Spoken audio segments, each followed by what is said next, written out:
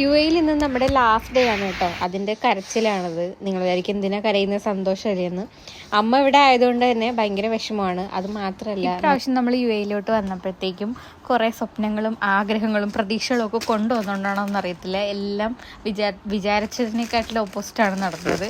അപ്പോൾ അതുകൊണ്ടാണ് കേട്ടോ നമ്മളിപ്പോൾ പെട്ടെന്ന് തന്നെ തിരിച്ചു പോകുന്നത്. ഇല്ലെങ്കിൽ നമ്മൾ കുറച്ച് നാളും കൂടി ഇവിടെ നിന്നേ. അപ്പോൾ ഇനിയുള്ള ഭാവി പരിപാടി എന്താണെന്ന് തീരുമാനിച്ചിട്ടില്ല. അപ്പം നമ്മൾ നമ്മുടെ ഫ്ലാറ്റ് റെൻറ്റിന് കൊടുക്കാമെന്നാണ് വിചാരിക്കുന്നത്. ആർക്കെങ്കിലും ഇൻട്രസ്റ്റ് ഉണ്ടെങ്കിൽ ജസ്റ്റ് എനിക്ക് DM ചെയ്താൽ മതി കേട്ടോ. അങ്ങനെ നമ്മളത് എയർപോർട്ട് എത്തി. നമ്മൾ ക്യാബ് ബുക്ക് ചെയ്തിരുന്നതാണ് കേട്ടോ. ഇവിടെ നമ്മൾ ക്യാബ് ബുക്ക് ചെയ്തൊരു 2 to 3 മിനിറ്റ്സിനുള്ളിൽ ക്യാബ് വരും കേട്ടോ. അങ്ങനെ നമ്മൾ നേരെ എയർപോർട്ടിലെത്തി. നമ്മുടെ പ്രൊസീജിയറൊക്കെ കഴിഞ്ഞിട്ട് നേരെ നമ്മൾ ഡ്യൂട്ടി ഫ്രീ പോയി കേട്ടോ. അവിടെ നിന്ന് ടക്ക എടുത്തിട്ട് ഇത് കുറേ നാളായിട്ട് കുറേ ആൾക്കാർ സ്റ്റാറ്റസൊക്കെ ഇടുന്ന കണ്ടിട്ട് അങ്ങനെ നമ്മൾ വാങ്ങിച്ചതാണ്.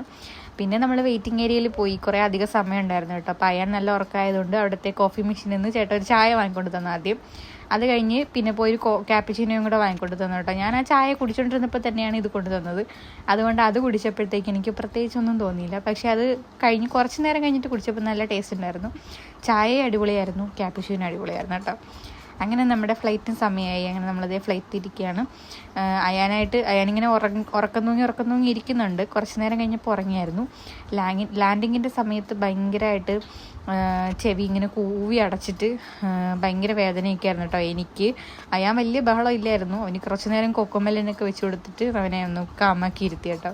നമ്മൾ അങ്ങോട്ട് പോയ ഇൻഡിഗോ ഫ്ലൈറ്റിൽ നമുക്ക് ബേബീസ് ഉള്ളതുകൊണ്ട് ഇൻസ്ട്രക്ഷനൊക്കെ തന്നിട്ടുണ്ടായിരുന്നു ഫീഡ് ചെയ്യണമെന്നൊക്കെ.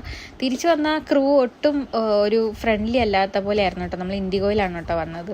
അവരൊന്നും നോക്കി ചിരിക്കുന്ന പോലും ഉണ്ടായിരുന്നില്ല ഓരോ പാസഞ്ചേഴ്സിനെ നോക്കിയിട്ടും. അങ്ങനെ നമ്മളതേ നേരെ തിരിച്ചൊരു പരിപ്പൊടിയും ചായയൊക്കെ കുടിച്ച് വീട്ടിലെത്തി. അപ്പോൾ ഇനി നമ്മുടെ വീഡിയോസൊക്കെ നാട്ടിലെ വീഡിയോസ് ആയിരിക്കും കേട്ടോ. അപ്പോൾ അത്രേ ഉള്ളൂ. ടാറ്റാ.